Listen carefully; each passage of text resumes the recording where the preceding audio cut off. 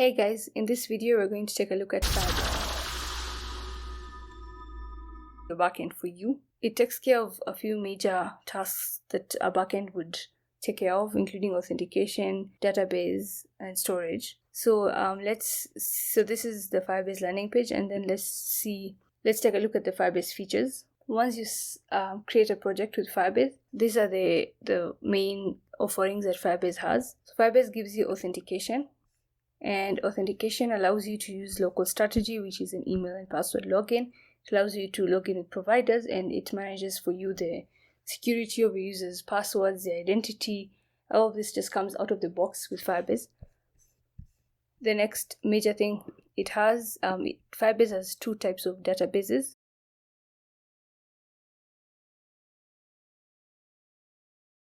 Well, one of the databases that Firebase comes with is Cloud Firestore, which is a very powerful NoSQL database. The other database, the real-time database, that's just as the name suggests, is just a real-time sort of synchronized, simple, more simpler database than Cloud Firestore. And I personally wouldn't recommend using this unless it very, very closely fit the purpose, because you can also get real-time capabilities with Cloud Firestore.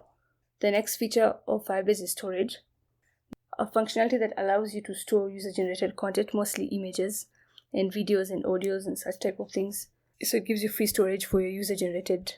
And then you can also host your applications with Firebase directly. So as functions, and this is a way to help you create and run serverless functions in the Firebase ecosystem. And the functions are auto-scaled and brought down automatically.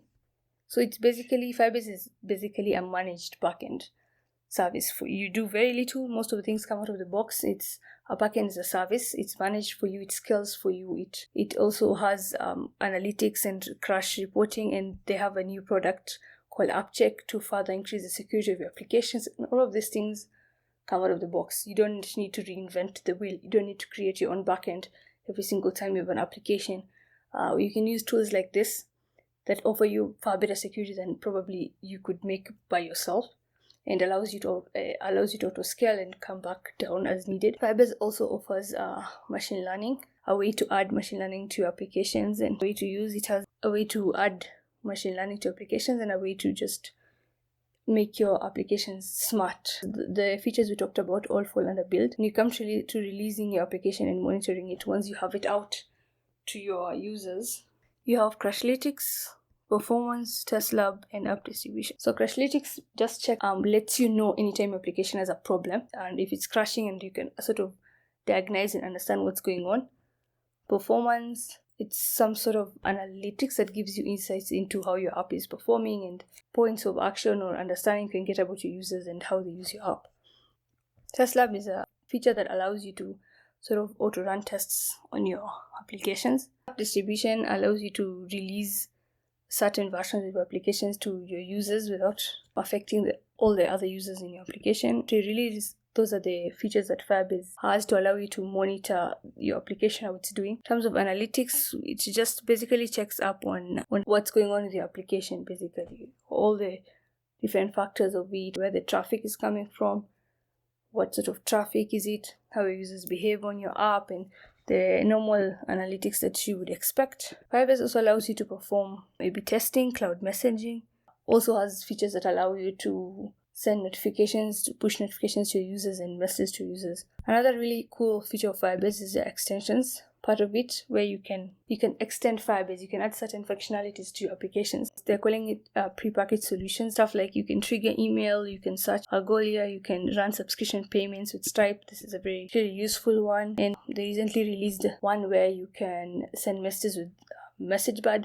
So all of this is interesting, and these are the things that make Firebase super popular and just the product to beat. You might be wondering, so then is Firebase a monopoly? Is there a competitor? And there is this beauty called Supabase, and it is, as it's marketing itself, the open source alternative to Firebase. So Supabase is open source, offers most of the functionalities you would expect for backend as a service. You can look, and they have database. Their database is an SQL database based on Postgres specifically.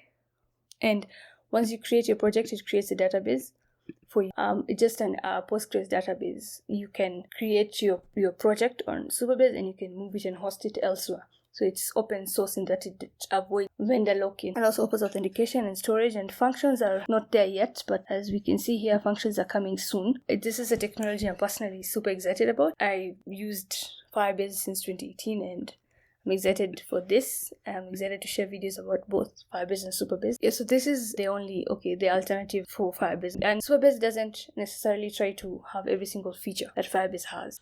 If you liked this video, please give it a like. It helps spread the videos to more people who are trying to figure out what Firebase is and what Flutter is. Thank you for your time and see you in the next one.